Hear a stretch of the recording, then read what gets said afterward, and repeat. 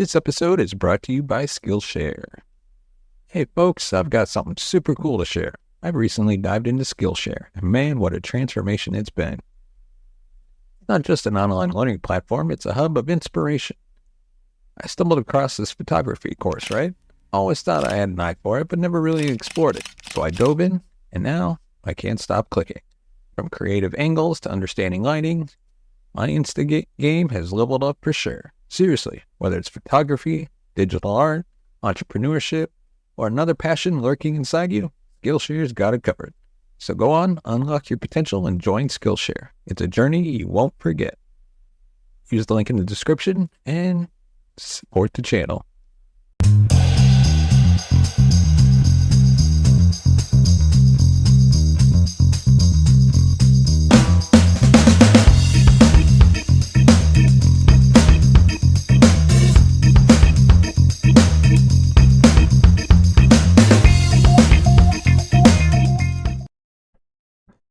Thanksgiving is a time for family, for giving thanks, and for peaceful reflection. It's an annual tradition that brings together loved ones from near and far to celebrate the blessings of the past year. However, for one family in Jupiter, Florida, Thanksgiving 2009 turned from a festive gathering into an unimaginable nightmare. This is the story of Paul Merhige, a man who transformed a holiday of gratitude into a day of sorrow, and the repercussions that followed. On today's episode of Murder Monday, we dive into the Thanksgiving family murders. But before we do that, we'd like to remind you can find us on Facebook, Twitter, Instagram, and TikTok. Just search True Crime Never Sleeps. And without further ado, let's dive into today's episode. The roots of the Thanksgiving family murders stretch back through a tangled web of mental illness, family conflict, and missed warning signs. Paul Merhige history of psychological instability and erratic behavior cast a long shadow over his relationships with his family members who oscillated between concern for his well-being and fear of his unpredictable nature. Merhige's battle with mental health was well documented. From a young age, he struggled with symptoms that pointed towards serious psychiatric conditions. His family reported that he had been under psychiatric care for years and had been prescribed multiple medications to manage his mood and behavior. Despite treatment, his condition seemed to deteriorate rather than improve over time. Within the Merhige family, Paul was known as a troubled individual. His parents and siblings had experienced his violent outbursts firsthand. His twin sisters, Carla and Lisa, had been successful in their own lives, which reportedly fueled Paul's resentment and feelings of inadequacy. The relationships within the family were strained. While some members advocated for compassion and support, others felt endangered by his presence. In the months leading up to the murders, there were numerous red flags that indicated Paul's potential for violence. He had made threats against family members and had expressed a desire to die, which are recognized risk factors for homicidal behavior. Despite this, those around him did not perceive these threats with the gravity they deserved. The reluctance to believe that a family member could commit such acts may have contributed to the lack of preventative action. Thanksgiving 2009 was meant to be a turning point for the family. After a period of estrangement, Paul was invited to the holiday dinner at the Sitton's home. His parents hoped that the gathering would help to heal old wounds and bring the family closer together. The fact that Paul accepted the invitation was taken as a positive sign. It was thought that he too wanted to move past the familial discord. The Thanksgiving dinner started as a heartwarming affair with laughter and the sharing of memories. Merhige, though reportedly quiet, did not outwardly exhibit signs of distress or anger. It seemed, if only for a few hours, that the family had successfully bridged the gap that mental illness and years of tension had created.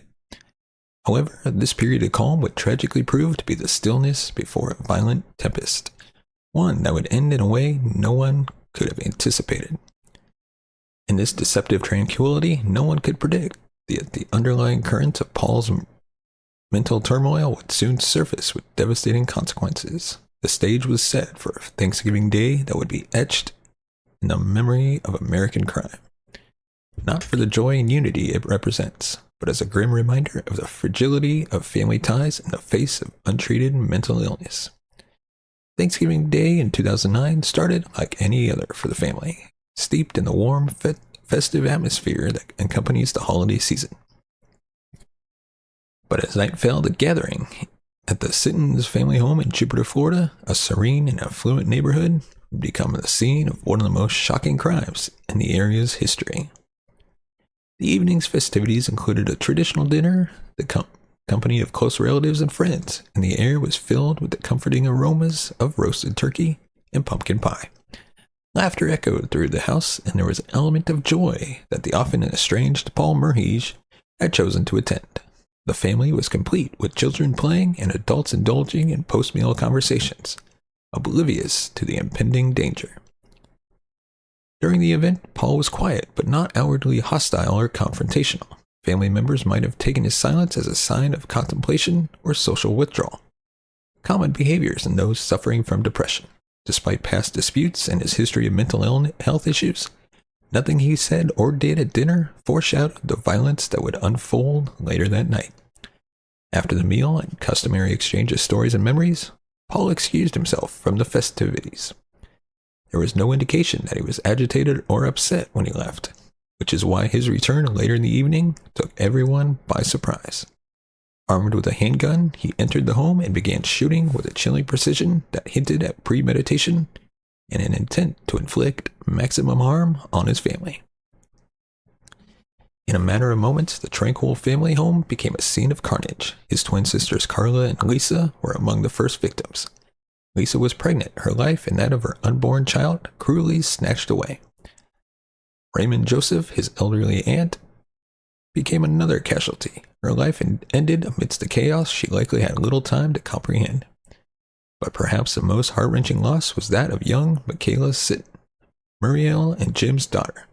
She was found lifeless in her bed, where she had been shot while sleeping, a place that should have been her safe haven. The gunshots shattered the night, and in the aftermath, the home was filled with screams and confusions. Surviving family members and guests scrambled to find cover, call 911, and to help those who were wounded. The shock was palpable. No one could quite grasp the horror of what had occurred. Paul Merhige had vanished into the night by the time law enforcement arrived, leaving behind a family torn apart by his actions. The Sitton family's devastation was beyond measure. Muriel and Jim's world was turned upside down with the loss of their daughter Michaela. A young life, full of potential and innocence, was cruelly and inexplicably cut short. The family's suffering was laid bare for the world to see as they struggled to cope with the magnitude of their loss and the violence that invaded their home. As the immediate shock began to wane, the gravity of the situation took hold. Survivors were left to grapple with the wounds, both physical and emotional, while authorities quickly initiated a manhunt for Paul Merhige. The question that hung in the air was why? A question that perhaps could never be fully answered, even as the pursuit for justice began. The Thanksgiving family gathering that started with expressions of gratitude ended in a torrent of grief, its impact extending far beyond the walls of the Sitton home. This tragic event would leave an indelible mark on the survivors, the community, and the nation as it grappled with the ramifications of familial violence and the stark realities of mental illness left unchecked. In the hours following the massacre, a stunned and grieving community rallied as law enforcement agencies launched an extensive manhunt for Paul Merhige, a man now infamous for turning a time of celebration into a time of mourning. The Jupiter Police Department, alongside other local law enforcement agencies and the FBI, launched a full-scale search operation. Merhige had fled the scene, and there were no immediate clues pointing to his whereabouts. His car and phone appeared to have been discarded. Efforts to cover his tracks and hinder the police's ability to track him. Roadblocks were set up and alerts were broadcast across the state, warning the public that he was armed and extremely dangerous. The authorities called upon the community for help, encouraging anyone with information to come forward. The canvassing neighborhoods reviewed surveillance footage and conducted interviews with acquaintances and family members who might shed light on Merhige's potential hideouts. The case quickly captured the attention of the national media. The story of the Thanksgiving Massacre was everywhere, from local news to national television. Networks with the public following every development. America's Most Wanted, a popular crime show known for aiding in the apprehension of fugitives, featured Paul Merhige's case, amplifying the reach of law enforcement's search efforts. Despite these efforts, for 38 days, Merhige managed to evade capture, leaving authorities frustrated and the family desperate for closure. The breakthrough came from a motel clerk in the Florida Keys. The clerk recognized Merhige from the America's Most Wanted broadcast and immediately contacted the police. It was a stroke of fortune that he had been spotted, as he had been living under an assumed name, trying to blend in as just another guest among the many tourists in the area.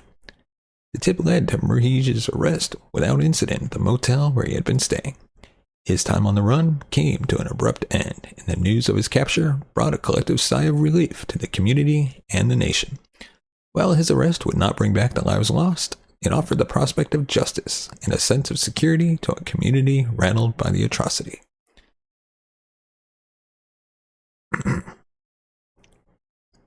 Understanding the motive behind such a heinous act as the Thanksgiving family murders is complex and multifaceted.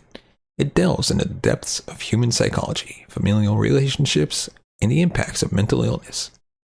For the family and the public at large, comprehending the reasons for Paul's actions became a central question as they sought closure and justice in the aftermath of the tragedy.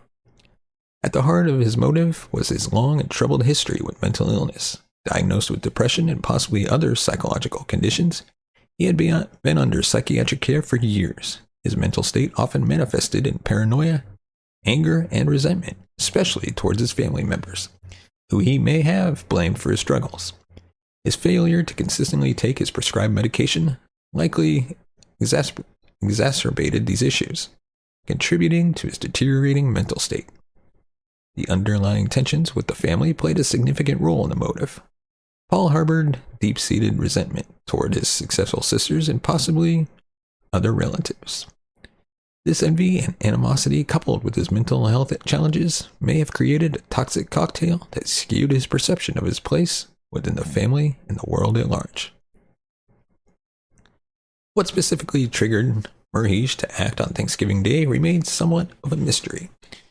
It could have been a particular interaction, a flood of painful memories associated with family gatherings, or perhaps an internal crisis unbeknownst to those around him. The holiday's emphasis on family, togetherness, and gratitude might have contrasted sharply with his inner turmoil, bringing his resentments to a boiling point.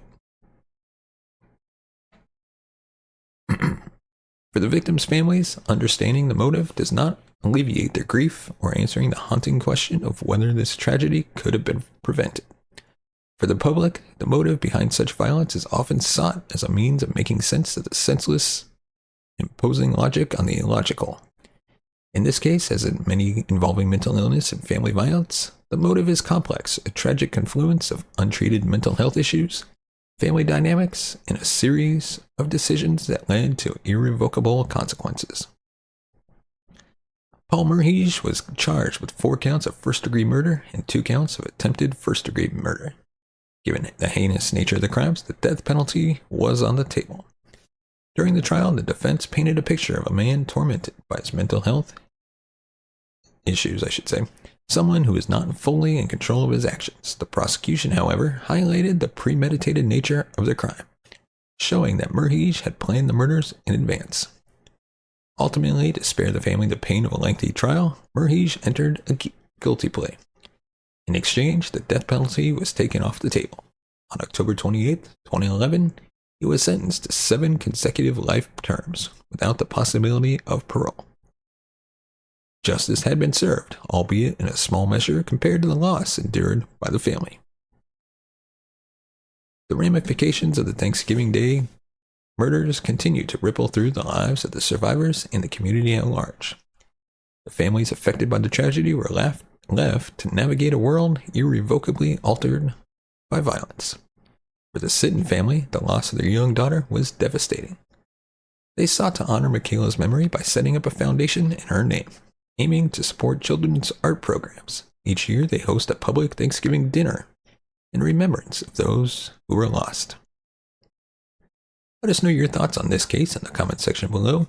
Do you have any thoughts behind his decision to snap and kill his family and friends? Let us know. Of course, if you want to support the channel, you can buy us a coffee at buymeacoffee.com/tcns.